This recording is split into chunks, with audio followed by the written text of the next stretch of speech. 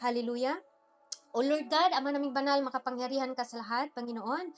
Hallelujah. Hari ka ng hari, Panginoon, sa oras nito, Lord God. Ako po'y nagpasalamat sa iyo, Panginoon, sa isa na namang pribilehiyo, Lord God, na muli ako po inyong gamitin, Panginoon. Unang-una, patawarin mo po ako sa aking mga pagkakamali, sa isip man, sa salita at sa gawat. Sinasadya ko man, Panginoon, o hindi, Lord God. Linisin mo po ang aking puso, isipan, mula ulo hanggang talampakan, Lord God. Ilagay mo po ang inyong mga salita sa aking bibig. Hallelujah. Na lahat ng aking bibigkasin, Panginoon, na ito po'y galing lamang sa Panginoon, na hindi mo po ako nasumpungan na dinagdagan, binabawasan, O Lord God. Hallelujah, Jesus. Ikaw ang Diyos na magbigay ng aking salitain sa oras nito, Lord God. Dahil sa ang tunay lang, Lord, wala po akong magagawa kung wala po kayo, Lord Jesus. Kaya let your will be done, Panginoon. 7 times anointing, hallelujah, ang inyong ipagkaloob sa akin. Hallelujah, at lahat ng nakikinig, Panginoon, maunawaan po nila, Lord God, kung ano ang tunay na church, Lord God. At alam ko po na itong salita mo na ito, Panginoon, is famous na po ito, at alam ko, Lord, at alam mo rin na ito din po ang kailangan sa panahon namin ngayon, O Lord God. Hallelujah. Kaya pagpalain mo ang bawat isa, hallelujah, na ma-restore na naman po kami, lalo na sa inyong mga salita, O Lord God, na bibigkasin ko. Hallelujah. Gamitin mo lamang po ang aking bibig, O Lord God. Hallelujah, Jesus. Gamitin mo lang ayon sa inyong kalooban sa oras na ito, Lord God. Hallelujah. Maraming salamat, Lord. We claim victory and we claim revival sa pangalan mo. In Jesus' name we pray. Amen and amen. Praise the Lord. Hallelujah. Maraming salamat po sa ating lahat, mga kapatid. Hallelujah. At muli, ang Diyos po ang nasa kalagitnaan natin, no, mga kapatid. Hallelujah. Kumusta na ba tayo? Kumusta na ba ang ating paglilingkod sa ating Panginoon? And I believe na hanggang ngayon, mainit pa ba na? Or panus na? Praise the Lord. Ang sarap kasi kainin yung mainit, mga kapatid, na mainit. Ano bang ibig sabihin na mainit, mga kapatid? Mainit na pagkain, no? Pag malamig na kasi is hindi na masarap, wala ng lasa, mga kapatid. Kaya ito po, salita ng Diyos ay may lasa pa po ito, no, mga kapatid? Hallelujah. Kaya sabi niya dito sa ating tema, mga kapatid, ang tunay na church. Amen? Hallelujah. Praise God. Hindi building, amen, kundi buhay na binago ni Kristo. Ito po yung tunay na church, mga kapatid. Ito pong Book of Matthew, mga kapatid. Alam po natin na ito po yung Sermon of the Mount, mga kapatid, no? Hallelujah. Kaya sa atin ngayon, pagbulay-bulayan po natin, mga kapatid. Amen?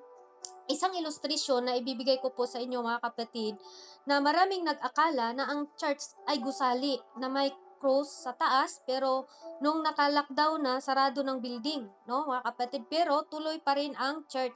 Sino pong nakaalala dito sa nung dumating, mga kapatid, ang COVID-19, di ba, mga kapatid? Marami pong nagkasirado na church kasi dati, mga kapatid, bawal na po ang marami kasi nga distancing, mga kapatid, ba, kailangan hindi tayo magdikit kasi kung may COVID ka is talaga kahit saan tayo, magbili tayo sa mga mall, mga kapatid, pag nasa counter tayo, di ba, mayroon talagang distancing, mga kapatid, no? Social distancing. Amen? Praise the Lord. Hallelujah. Kasi yun po ang protocol para po hindi talaga mahawaan, amen, yung kasama natin or kapatid natin kung mayroon silang sakit, hindi rin tayo mahawaan, amen. Praise the Lord, hallelujah, praise God. Sabi dito, mga kapatid, sa ating illustration, mga kapatid, na kung nag-akala tayo na ang tinatawag na ang church ay building, mga kapatid, praise God, kung gibain ang chapel or church na, mga kapatid, church pa ba, mag-church pa ba tayo? Amen?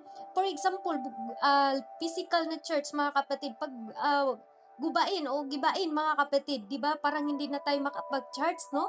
Anong feeling natin, no? Kung sa mga tao lang, mga kapatid, na talagang nanindigan lang na doon lang sa presensya ng Diyos or doon lang sa church nila maramdaman ang presensya ng Panginoon, nagkakamali po ang mga tao na ito, mga kapatid. Amen? Ang tunay na church ay hindi gusaling napapasok. Amen? Okay, tandaan po natin, mga kapatid. Amen? Ang tunay na church ay hindi gusaling napapasok. Amen? Kundi ang taong pinanahan ni Kristo. Praise the Lord. Hallelujah. Praise God. Yan po ang tinatawag na church. Ako, ikaw, tayo ay tinawag po tayong church, mga kapatid. Ang mali lang dito mga kapatid, ang church ay building. Dito po mga kapatid, hindi tumatahan sa katastasan ng templong gawa ng kamay. Gawa chapter 7 verse 48. Ang sabi ng Apostol Paul, basahin po natin mga kapatid, ang sabi dito, hindi ang kataas-taasan sa mga templong gawa ng kamay. Ang naging katotohanan dito, noong unang panahon mga kapatid, sa bahay-bahay, sila nagcha-church. Sino po ito? Sila Apostol Paul. Basahin po natin mga kapatid. Amen. Narinig pa ba ninyo ako mga kapatid? Praise God. Hallelujah. Roma chapter 16. Praise God. Roma chapter 16 mga kapatid. Basahin po natin. Roma chapter 16 verse 5. Ang sabi niya dito mga kapatid, at batiin ang iglesia na nasa kanilang bahay. Batiin ninyo si Epinito na minamahal ko, na siyang pangunahing bunga ng Asya kay Kristo. Amen. Nung panahon na ito mga kapatid, praise God, hallelujah, yung panahon pa po nila Apostol Paul, wala pa pong building church mga kapatid. Amen. Hallelujah. Sila po ay nag-church sa mga bahay. Praise God.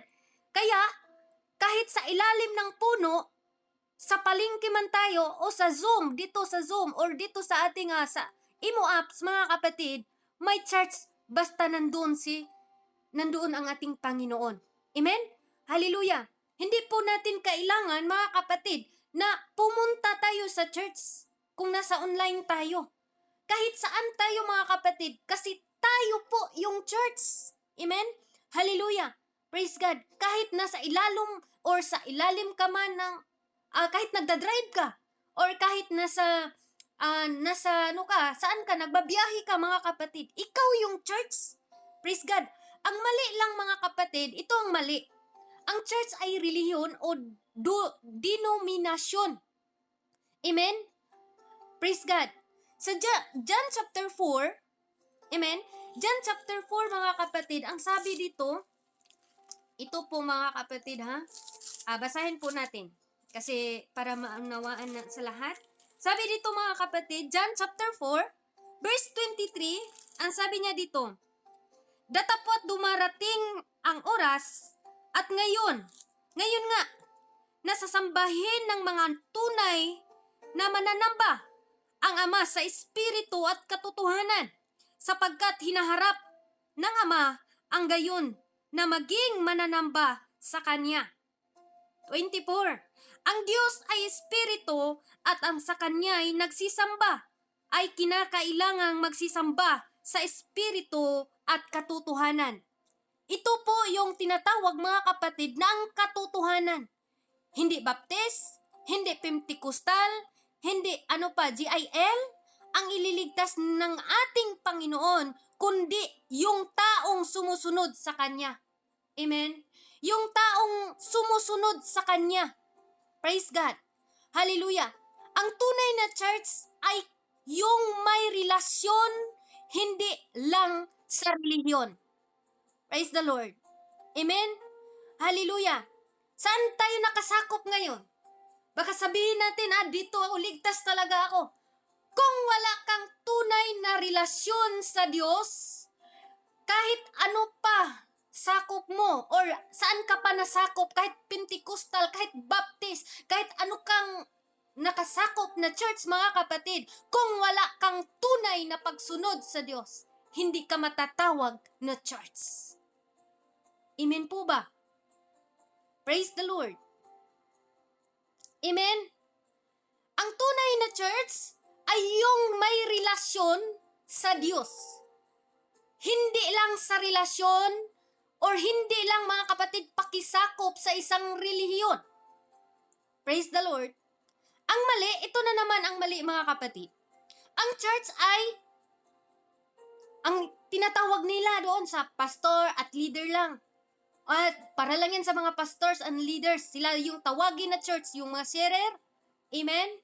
Praise the Lord. Hindi po ganun. Mali po na mindset na iniisip natin na yung nagdala ng salita ng Diyos ay sila yung tunay na church. Amen? Hallelujah. Tayong lahat mga kapatid ay tinawag na church. Amen po ba? Basta may pananampalataya tayo sa Diyos. at sumusunod tayo sa ating Panginoon, mga kapatid.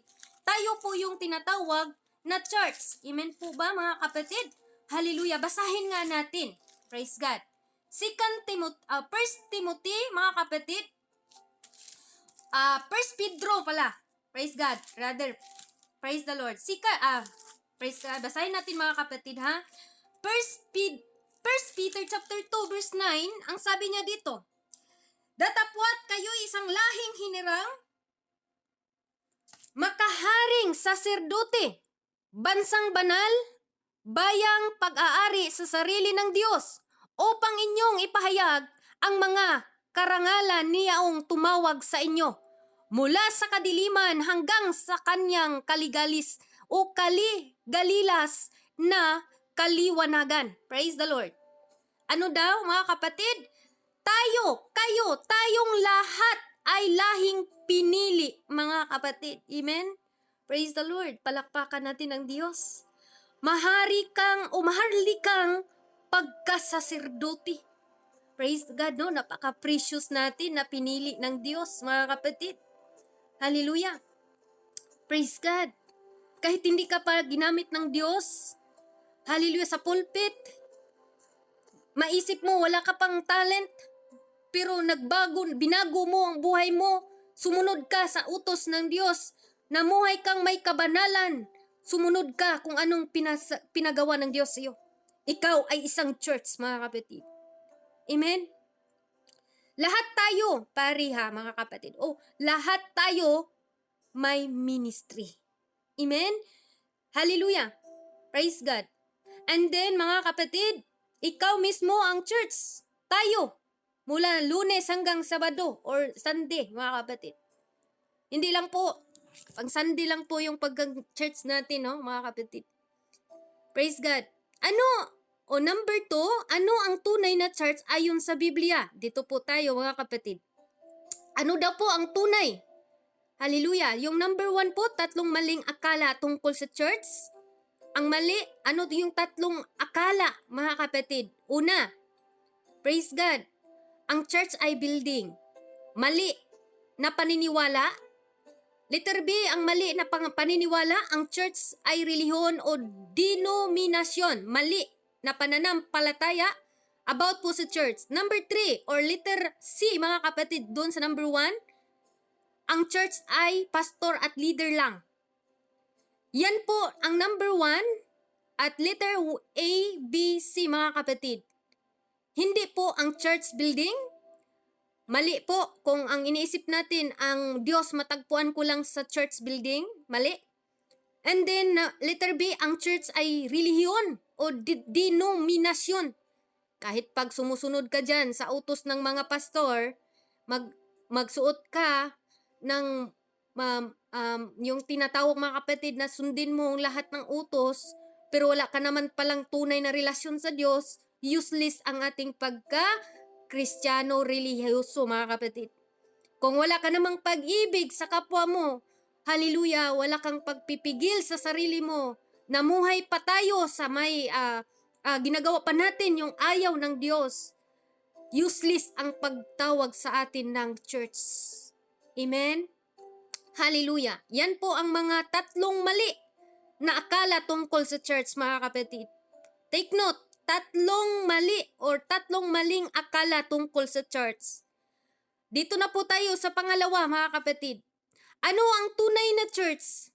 Amen. Sa Biblia. Letter A, mga kapatid. Ang tunay na church, ang church ay katawan ni Kristo. Amen? Ito po yung tinatawag, mga kapatid, na ano nga ba ang tunay na church? Praise God. Basahin nga natin, mga kapatid, sa 2 Peter or hallelujah, rather 1 Corinto, mga kapatid. Basahin natin 1 Corinto chapter 12, mga kapatid. Chapter 12 verse 27. Ang sabi niya dito, kayo ngang katawan ni Kristo at bawat isa ay sama-samang mga sangkap. Hello? Tayo'y tinatawag ng Diyos, mga kapatid, na katawan ni Kristo. Amen po ba? Basahin natin ang 28 kung ano po ba ang ating mga hiyas sa church or sa gawain ng Diyos, mga kapatid. At ang Diyos ay naglagay ng ilan sa iglesia. Unang-una ang apostol. Ikalawa ang mga propeta. Ikatlong mga guro. Saka ang mga himala sa mga kaloob ng pagpagaling ng pagtulong or mga pamamahala at iba't ibang mga wika. Ito po mga kapatid, sa isang church or sa isang gawain, may kanya-kanyang mga kaloob ang Diyos. Praise God. Isa, mayroong apostol, mayroon pa rin propeta, may guro, may tagapagmahala, yung taga-gawa ng mga schedule. Ang tawag dyan mga kapatid is mga, ano bang tawag dito? Yung taga-gather ba sa mga program mga kapatid. Sila po yung nalagay ng Diyos dyan. No? Kasi hindi man yan kaya sa iba mga kapatid. Pero yan ang madali lang yan yung gawin. Administration, no? Mga kapatid. Sila po yun. Praise God. And then, sa pagtulong, hindi ka man nagamit dito sa gawain ng Diyos. Hindi ka man nakapag-share sa salita ng Diyos. Pero, mapagbigay ka. No, mga kapatid. Ministry yan, mga kapatid. No? Yan po ay tinatawag, mga kapatid. Isa na tayong katawan ni Kristo. At ang ulo po ay ang ating Panginoon, mga kapatid. Praise God. Hallelujah. Siya po yung ulo na binabanggit dito, mga kapatid, sa Episo. Basahin po natin sa letter E po tayo, mga kapatid, ha? Praise God. Episo chapter 1 verse 22.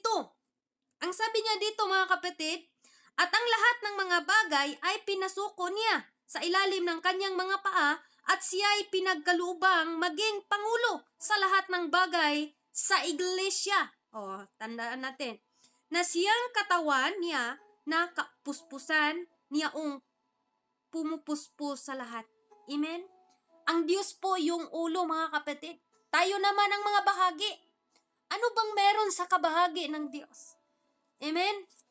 May kamay, may paa, may bibig. Praise the Lord. Yung kamay, mga kapatid, illustrate natin yan, yung tumulong ba? Yung madaling magbigay. Amen? At yung mata, talagang pag mata, mga kapatid, nakikita niya yung mali mo kasi mata nga siya sa iglesia eh. Hallelujah. Kaya makikita niya, mga kapatid, masabi mo, ang sungit-sungit naman nito, no? Praise God. Hallelujah. Kasi siya yung mata eh. Praise God. Sabi dito, mga kapatid, tayo ang mga bahagi o kabahagi. 1 Corinto chapter 12 verse 14. Mga kapatid, 2:20. Mahaba po ito, mga kapatid, pero sige lang, basahin natin para mas maunawaan natin, no? 1 Corinto chapter 12 verse 14 to 20.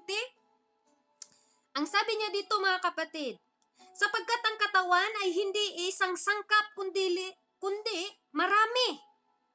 15, kung sasabihin ng paa, sapagkat hindi ako kamay, ay hindi ako sa katawan. Hindi nang dahil dito, hindi sa katawan. 16, at kung sasabihin ng tainga, sapagkat hindi ako mata, ay hindi ako katawan.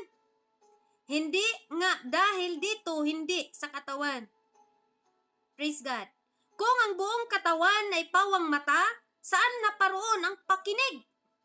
Kung ang lahat ng pawang pakinig, saan naroroon ang pangamoy? Datapwat ngayoy inilagay ng Diyos ang bawat isa sa mga sangkap ng katawan ayon sa kanyang minagaling. Praise the Lord. 19, at kung ang lahat nga ay pawang isang sangkap, saan naroon ang katawan? Ang 20,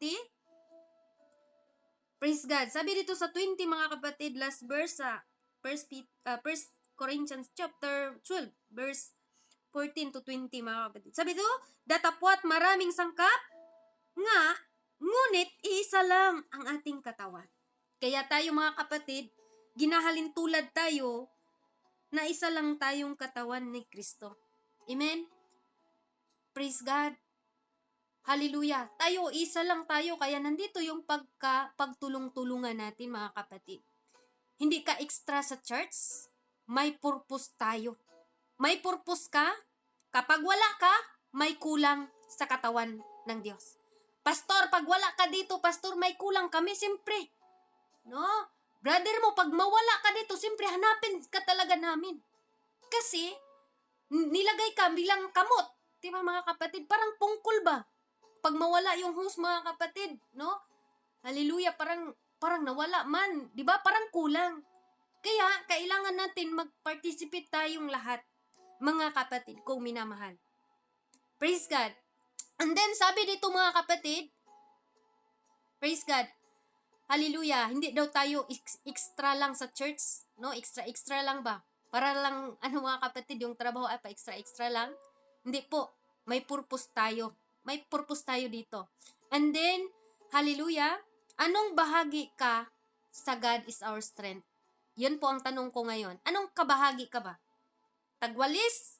Kung sa church pa mga kapatid, tagwalis ba ako? Or worship o pag-akay? Ikaw lang din nakakaalam niyan mga kapatid. Letter B, mga kapatid. Ang church ay templo ng Diyos. Okay. Ang church daw, mga kapatid, ay templo ng Diyos. Kaya tayo, isa tayong sabihin mo sa katabi mo na ikaw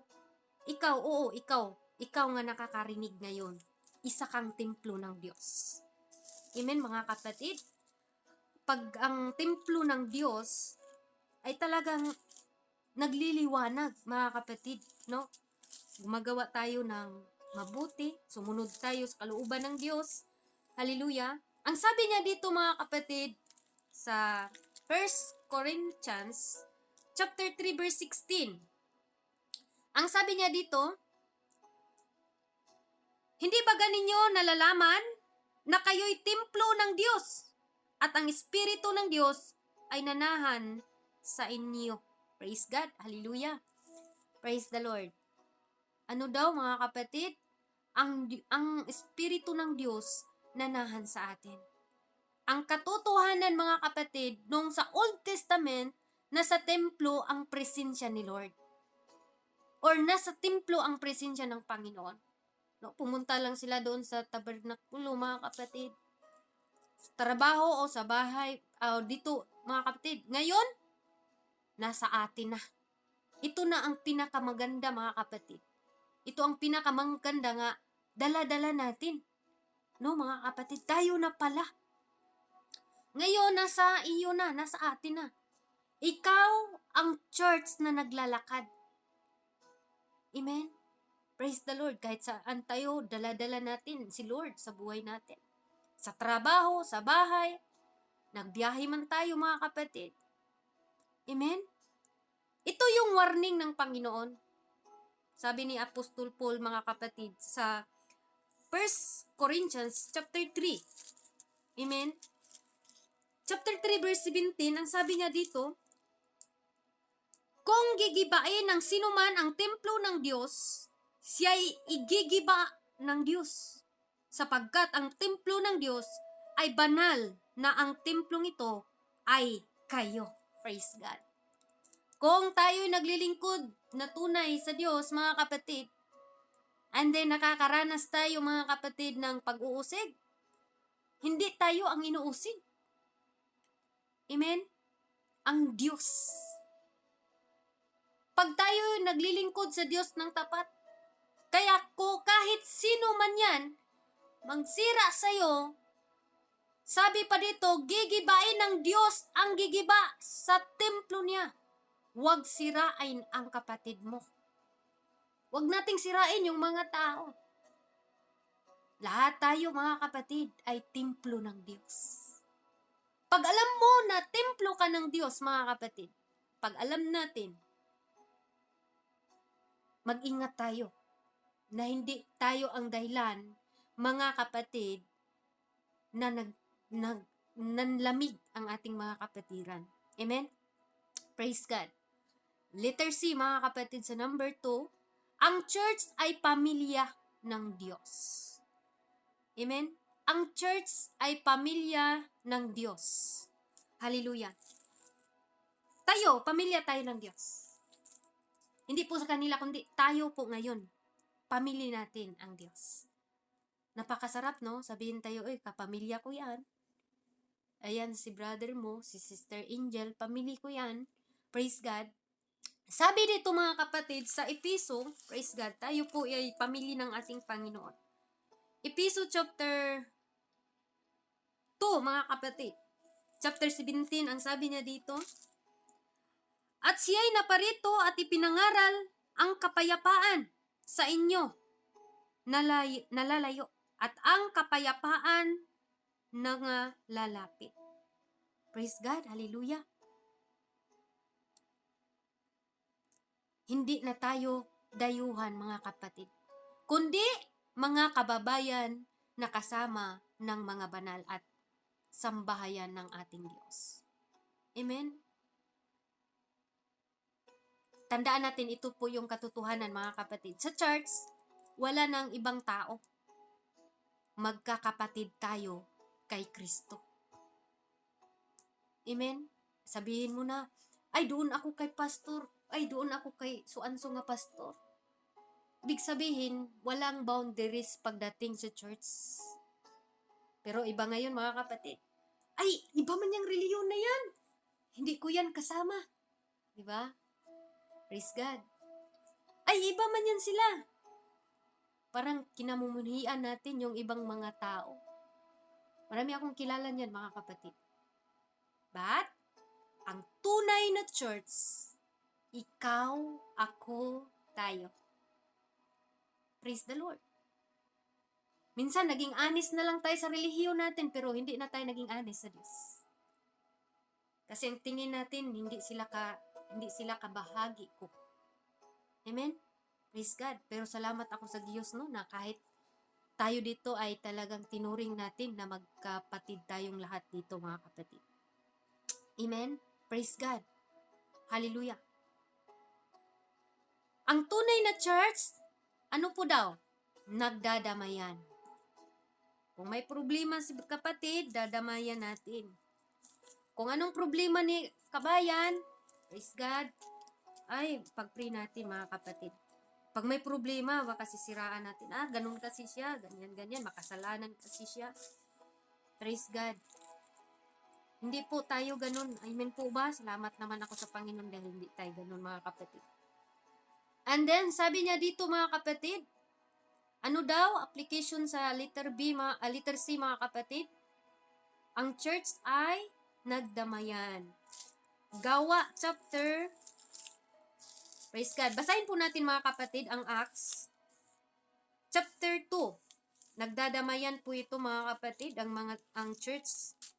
Praise God. Ngayon, marami nang nagkabahagi ngayon, mga kapatid. Pero para sa akin, lahat man ay pupunta nga tayo sa langit. Pero pagdating sa mga tao, parang mayroon tayong boundaries, no? Ay, iba yung reliyon nila. Di tayo pupunta dyan. Ay, iba man yan siya, nag-word of God dyan. Ay, hindi ako makinig dyan. Diba? Hallelujah. May ganun ba, mga kapatid? Ay, iba yung nag-word of God. Praise God. Hallelujah. Kaya sabi dito, mga kapatid, ang tunay na church, nagdadamayan. Amen. Basahin po natin, mga kapatid, ang Gawa, chapter 2. Chapter 2, verse 44 to 45, ang sabi niya, at ang lahat ng nagsisampalataya na nagkakatipon-tipon sa lahat nilang pag-aari ay sa kalahatan at ipinagbili nila ang kanilang mga pag-aari at kayamanan at ipinagbahagi sa lahat ayon sa pangangailangan ng bawat isa. Praise God, hallelujah. Ito ang tunay na church, mga kapatid.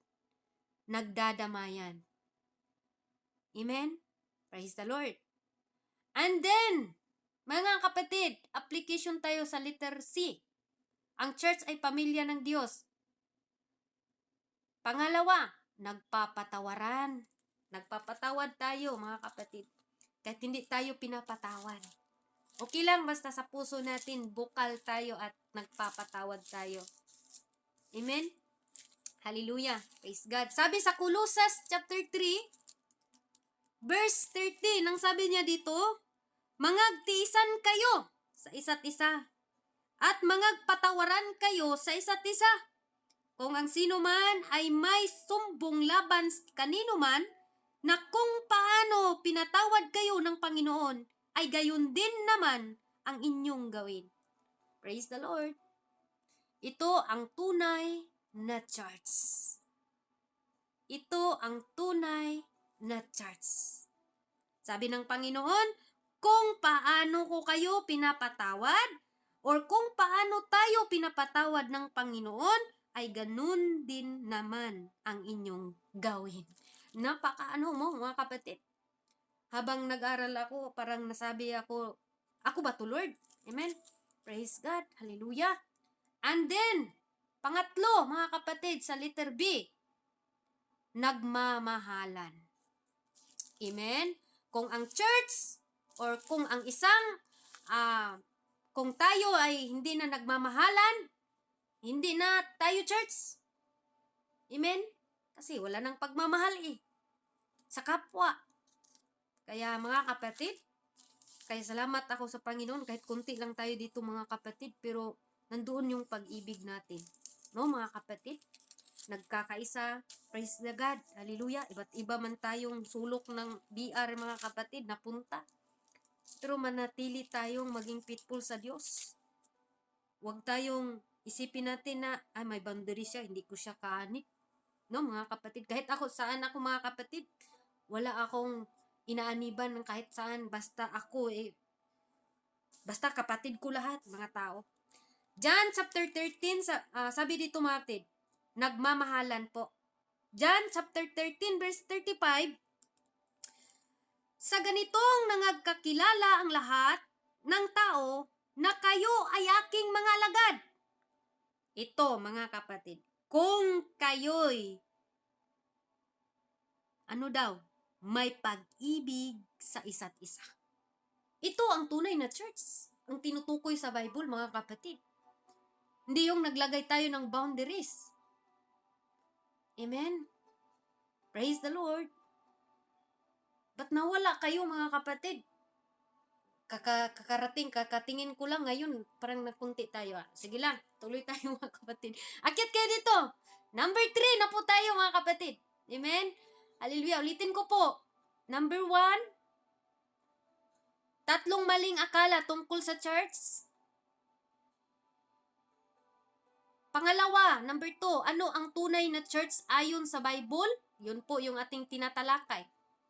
At number 3, paano mabubuhay bilang tunay na church? Paano nga ba mga kapatid? Paano nga ba tayo mabuhay mga kapatid? Amen? Bilang mga church. Amen? Mga pinili ng Diyos. May kakilala sa Diyos o kakilala natin ang Diyos.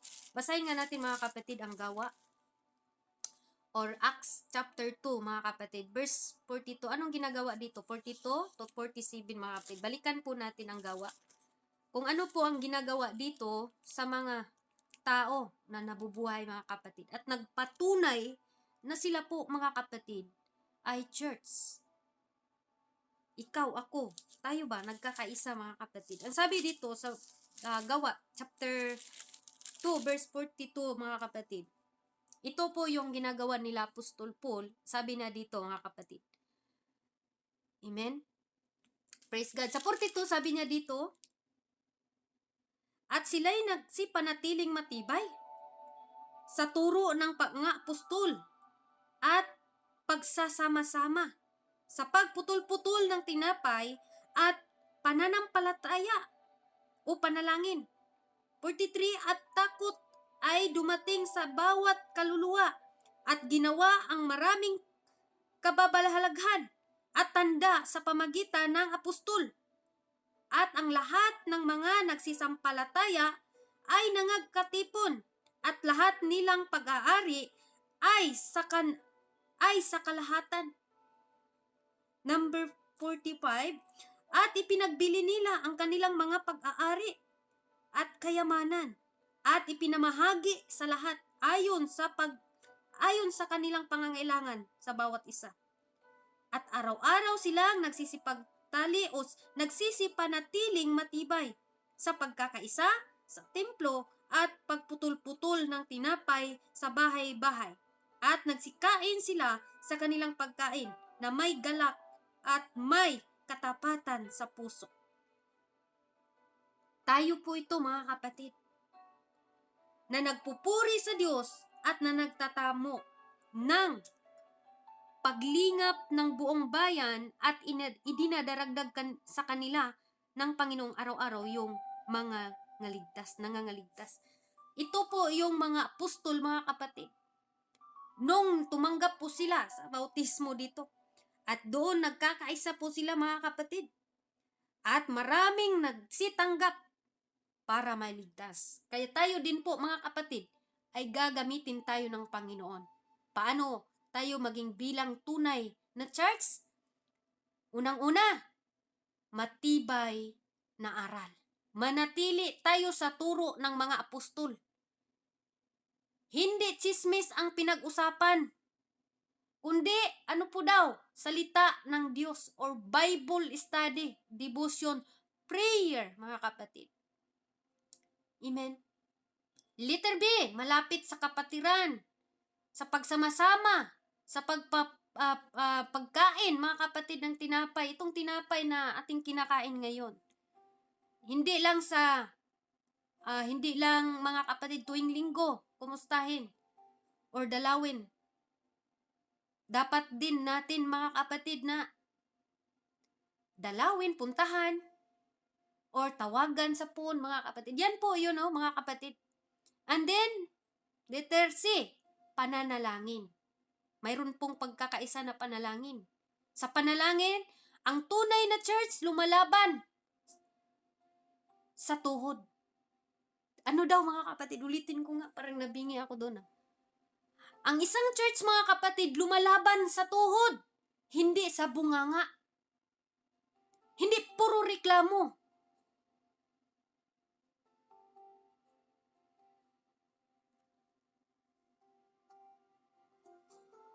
Amen po ba, mga kapatid? Kung may problema tayo, laban sa tuhod, ampo, manalangin tayo, mga kapatid. Number 4, mga kapatid, pagbibigay. Ipinagbili nila yung ari-arian at pinagmahagi sa bawat isa. Love gift. Tulong sa nangangailangan. Ang tunay na church ay hindi madamot. Ang tunay na church. Tapos madamot tayo, mga kapatid, niya.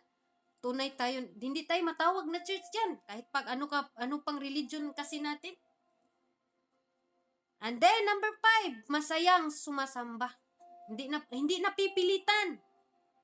Nagpupuri pag sabing ikaw, sister, masaya ka dyan kasi ikaw nilagay ni Lord dyan. Hindi mabigat sa loob. Hallelujah. Na may kagalakan. Amen. Hindi napipilitan. Excited pumasok. Kasi, makikita ko naman ang Panginoon. Diba, mga kapatid? Praise God. Number 6, mga kapatid. Mahusay mag-akay. Idaragdag, dahil mahusay tayo mag-invite, mga kapatid.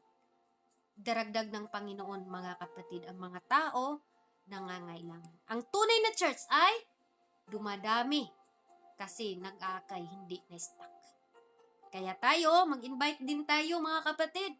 At I believe na ang BR na ito, mga kapatid, marami na din pong dinadaluhan. At yung mga outreach dito, pangunahan nila Sister Bibi Love, yun po'y tinatawag na dinaragdag ng Diyos sa atin. Nagbunga. Amen? Hindi lang po dito, may gawain pa po sa mga outreach nila, mga kapatid. Even sa amin din po, maraming outreach. Amen? Ganun po, mga kapatid. Hallelujah. Number 4. Praise God. Dito na tayo sa number 4, mga kapatid. Ikaw ang church. Sabihin mo sa sarili mo, ako pala yung church. Ang Diyos nagsabi, itatayo ko ang aking iglesia at hindi magtagumpay ang pintuan ng Hades laban dito. Ano daw? Apostol Peter manggod yung sinasabihan. Okay. Ito yung promise ng Diyos ni Apostol Peter nung sinabi niya yung time na yun, mga kapatid. Hindi magigiba ang tunay na church. Bakit? Kasi si Kristo yung pundasyon, mga kapatid. Ito yung warning sa bawat isa. Baka akala mo, ako ang church. Ang peking church yung walang Jesus. Walang pananampalataya sa Diyos. Pangalawa, walang pag-ibig sa gawain ng Diyos. Amen? Walang pag-ibig sa mga kaluluwa. Walang pag-ibig sa mga kapatiran. Peking church ang tawag niyan, mga kapatid. Walang kabanalan. Yan na church is babagsak. Yan. Kung tayo ginamit tayo ng Panginoon, kailangan siguraduhin natin na gampanan natin yung ating tungkulin, mga kapatid. Amen? Gampanin natin. Praise God. Praise the Lord. Amen? Hallelujah. Thank you, Jesus. Hallelujah. Kasi para hindi tayo tawaging piki na church, mga kapatid. Ang challenge natin ngayon, mga kapatid, sa God is our strength. Huwag kang mag-stop na magsabi or anong tawag dito, mga kapatid. Huwag ka nang magsabi na pupunta ako sa church. Simulan na nating magsabi, ako ang church na pupunta sa palengke, trabaho, school. At dahil ikaw yan, kapatid, ikaw ang gagamitin ng Diyos na magliliwanag sa mga tao nga hindi kilala kung ano ang church. Amen po ba, mga kapatid? Ikaw, or kung ikaw lang ang Christian sa barangay ninyo, sa bahay ninyo, makikita nila na ikaw nagliliwanag. Praise God, hallelujah. Makikita nila yung takot natin ba sa Diyos, mga kapatid. Makikita tayo, mga kapatid. Tayo nga yung ilaw eh. Ibig sabihin, mga kapatid, ito yung challenge natin dito, mga kapatid. Kaya salamat sa Diyos, no, mga kapatid. Dahil ang church, ang Diyos ang nagbabago. Or ang Diyos na hindi nagbabago. Sabi niya doon sa Hebrews chapter 13 verse 8, Jesus Christ, the same yesterday, today, and forever. Praise God. Ang Diyos ay hindi nagbabago. Ang kapangyarihan ng ating Panginoon. Amen? Ang kapangyarihan ng pangalan ni Jesus, ano daw? Only Jesus Christ ang makapagligtas sa atin, mga kapatid. Anong gawa ng banal na espiritu? Kaibigan at katulong natin. Kaya ingatan natin yung banal na espiritu na nahan sa atin, mga kapatid. Praise God. Bilang tayo po ay mga anak ng Diyos, ingatan natin. Dahil ang Diyos, tayo po ang church. Tayo po yung katawan, mga kapatid. Itatayo ko, sabi ng Panginoon sa kanyang salita. Sinabi dito, at sinabi ko naman sa inyo na ikaw, Pedro, sa ibabaw ng batong ito, ay itatayo ko ang aking iglesia, at ang pintuan ng Hades ay hindi magsisipaglaban sa kanila. Praise God, hallelujah. Si Jesus mismo nagtayo. Hindi tao, hindi pastor, hindi relihiyon, mga kapatid. Ang sabi niya, aking iglesia, pag-aari ni Kristo. Ibig sabihin, hindi sa atin. Hiniram lang natin. Kaya hindi pwedeng gawin ng church ang gusto lang ng tao. Si Jesus ang boss natin, mga kapatid. Ang ating Panginoon. Yung boss natin, mga kapatid. Kung si Lord nagtayo, bakit minsan parang ang tao ang nasusunod sa church? Hindi, bakit kaya nung mga kapatid, natanong ba natin yan?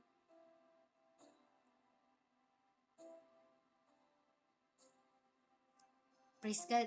Saka na ako, Lord. May tawag ka, may calling ka eh. Saka na ako, Lord. Pag gusto ko, wala ako sa time eh. Diba? Tao lang din ang nasunod.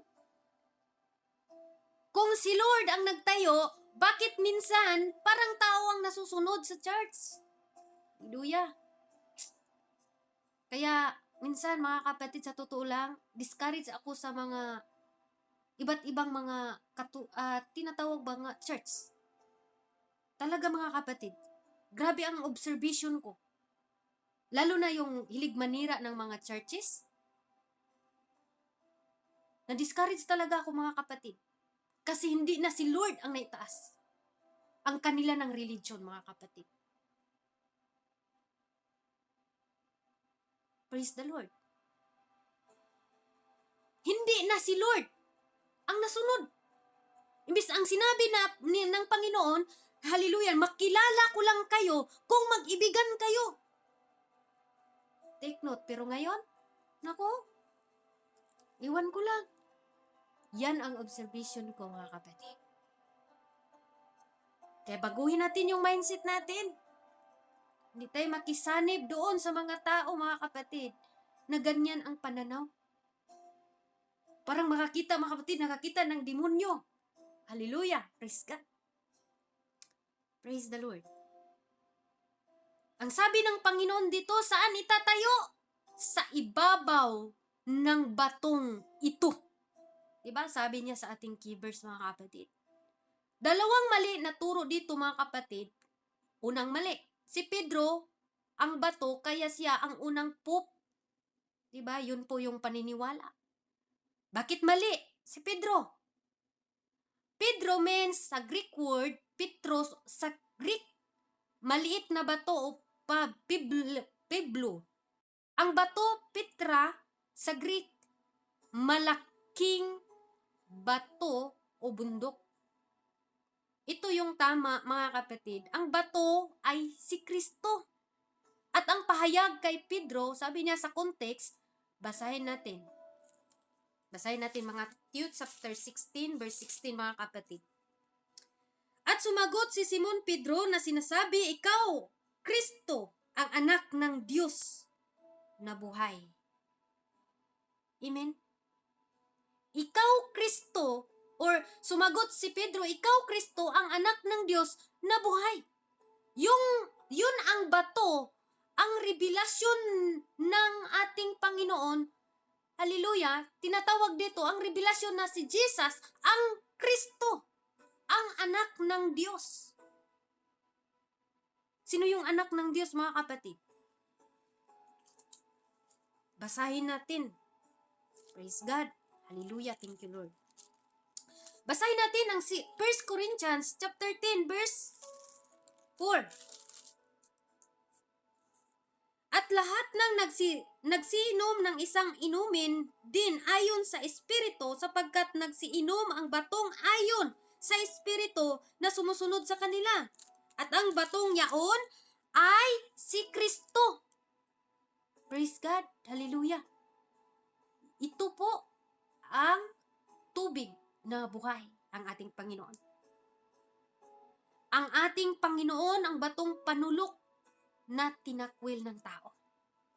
Praise God. Mabasa natin sa 1 Peter, mga kapatid.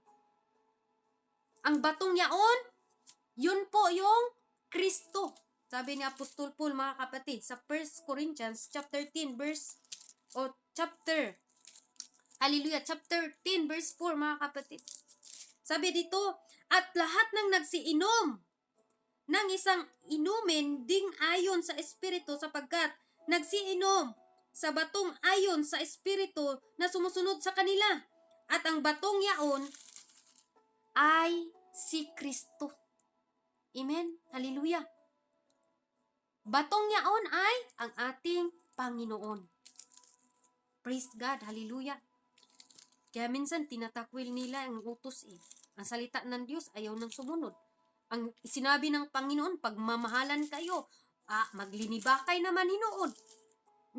Magmahalan, magpatawaran, ay maglagay na nun ng sama ng loob sa puso.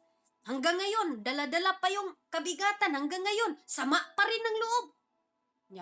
Unyag uroy mga kapatid, bumalik ang Panginoon. Paano na lang kaya? Kaya napatanong ako sa sarili, Lord, kung meron pa akong kabigatan, tanggalin mo talaga to. Kaya mga kapatid, panahon na para ma-reveal and para mag-release po. Kung tayo hindi pa tayo nagpatawad, kasali ako dito mga kapatid. Magpatawad na tayo No?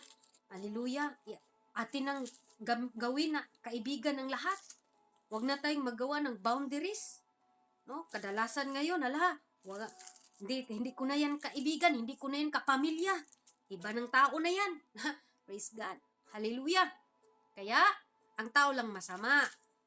Kaya minsan, ano nga daw? Dahil tayo ay tinawag na church, dapat ang masunod ang Diyos. Pero, iba ngayon ang tao na ang masunod, mga kapatid. Praise the Lord. Basahin natin ang 1 Peter chapter 2.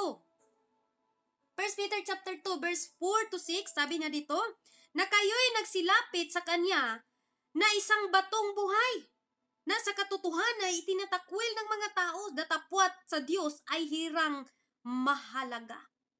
Kayo rin naman, gaya ng mga batong buhay, ay natatayong bahay na ukol sa Espiritu, upang maging pagkasaserdoting banal, upang maghandog ng mga hain ukol sa Espiritu na naglulugod sa Diyos sa pamagitan ni Kristo Jesus. Praise God. Hallelujah. Tayo pala yun. Amen? Ang tunay na church, nakatayo ang pundasyon na si Kristo, anak ng Diyos. Hindi tradisyon, hindi sikat ni pastor, hindi denominasyon, kay Kristo lang mga kapatid. Ano ang itinatayo sa church? Ano po daw? Ano ang church? Iglesia. Sa Greek, ecclesia mga kapatid. Labas. Tinawag din mga kapatid na ecclesia, mga tinawag na palabas. Ibig sabihin, ang tunay na church, tinatawag na palabas sa kadiliman. Mula sa kasalanan, papunta kay Kristo. Binago ng Diyos. Tinawag sa palabas, mga kapatid, hindi na tayo taga-sanlibutan. Hindi na tayo taga-sanlibutan. John chapter 15 verse 19. Tinawag para tayo magtipon, para manamba o sumamba. At aralin ang salita. At magdamayan. At magmahalan, mga kapatid. Yan ang tunay na church. Amen? Pag alam mo na ikaw ay tunay na church, ano ang pangako na hindi mo kayang kalimutan? Ito yung hawakan natin, application na po tayo mga kapatid. Hindi masisipagnaig ang pintuan ng Hades. Ano yung Hades? Pintuan ng Hades, kapangyarihan ng kamatayan, imperno, demonyo, mga kapatid. Ibig sabihin, hindi matitinag ang tunay na church. Amen? Kahit i-persecute ka man, kahit sisiraan ka man, kahit mga kapatid, hallelujah, tinatawag ka man na iba't iba ng tawag sa iyo, mga kapatid. Dahil ang tunay na church, hallelujah, hindi natitinag or hindi nababagsak. Ang tunay na church, nagpatuloy kahit nahihirapan, mga kapatid. Katulad na lang dito, mga kapatid. Dahil mayroong tumayo at mayroong talagang tunay na church at nagampanan, mga kapatid. Amen? Hallelujah. Ang tunay na church, ano po daw mga kapatid? Hindi natitibag. Hindi nadadala sa mga chismis, hindi nadadala doon sa mga persecution.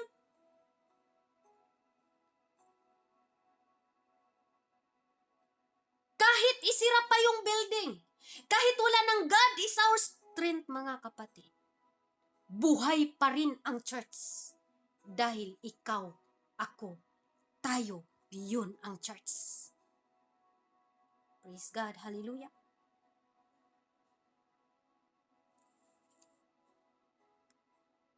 Hindi tayo matatalo sa demonyo.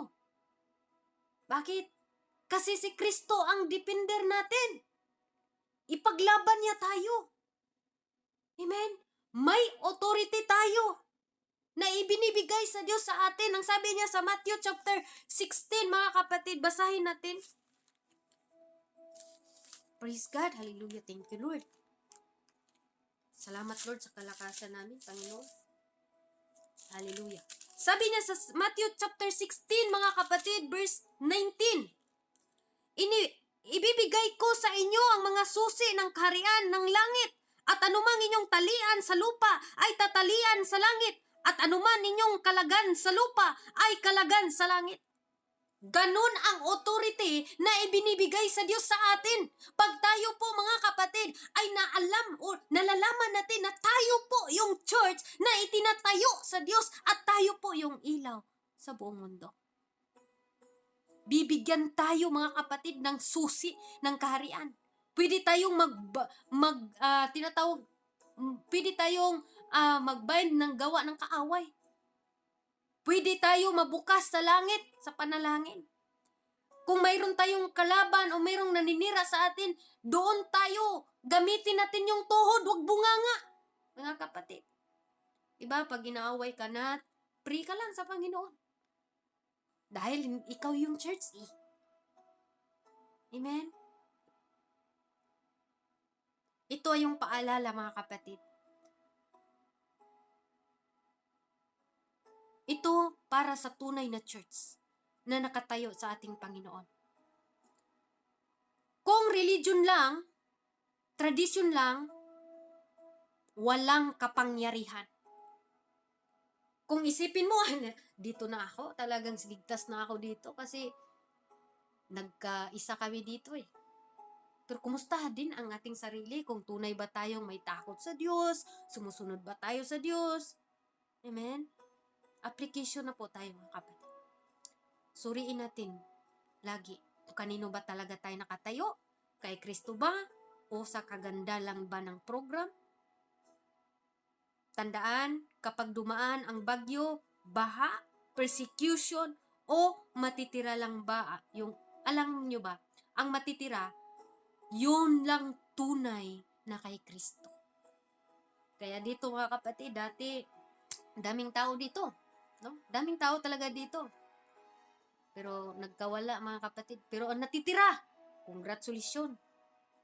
Nakaya, pero huwag kayong magkumpiyansa, mga kapatid. Dahil mayroon pang bagyong darating sa atin. Kaya hawak lang talaga kayo sa Panginoon. Amen? Huwag kayong kumpiyansa. Kasi pwede pa tayong ligligin dito. Ang pilian pa gayon. Makikita ang tunay na anak ng Diyos pag sa kabila ng dumaan yung bagyo. Ano ibig sabihin ng bagyo? Yung problema, ano pa? Pamilya, ano pa? Mga pagkambik, ano pa yun, mga kapatid? Persecution. Kung anong persecution, pero natitira pa rin ang tunay na anak ng Diyos. Kaya i-declare natin dito sa God is our strength. Hindi kami building, Lord. Kami ay church na itinatayo mo. Hindi kami matirang o matitinag kasi ang aming Panginoon ang ating bato, mga kapatid. Ito na po ang word of God sa oras na ito. Sabi pa niya sa kanyang salita, 1 Corinthians chapter 3 verse 11, sapagkat walang sinumang makapaglagay sa ibang pundasyon maliban na ilagay na ito'y si Jesucristo, mga kapatid. Malinaw ang salita ng ating Diyos. Kaya God is our strength. May bibigay po ako na isang tinatawag na hugot mga kapatid. Or bigyan natin ng, bago ako magtapos mga kapatid, makinig kayong maigi. Praise the Lord. Praise God. Ito po yung tinatawag natin, ang tunay na church ay nakatayo kay Kristo. Tinatawag na bato. Sa ibabaw ng bato, ito yung sinatawag na itatayo ko ang aking iglesia. Diba? Sabi doon mga kapatid.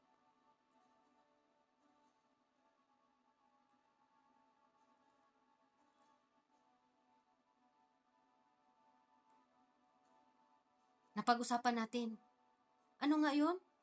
Tayo ay isang iglesia. Kung titingnan natin mga kapatid, isang illustration mga kapatid. Mayroon akong naisip. Isang kwento ito ha, bago ako magtapos.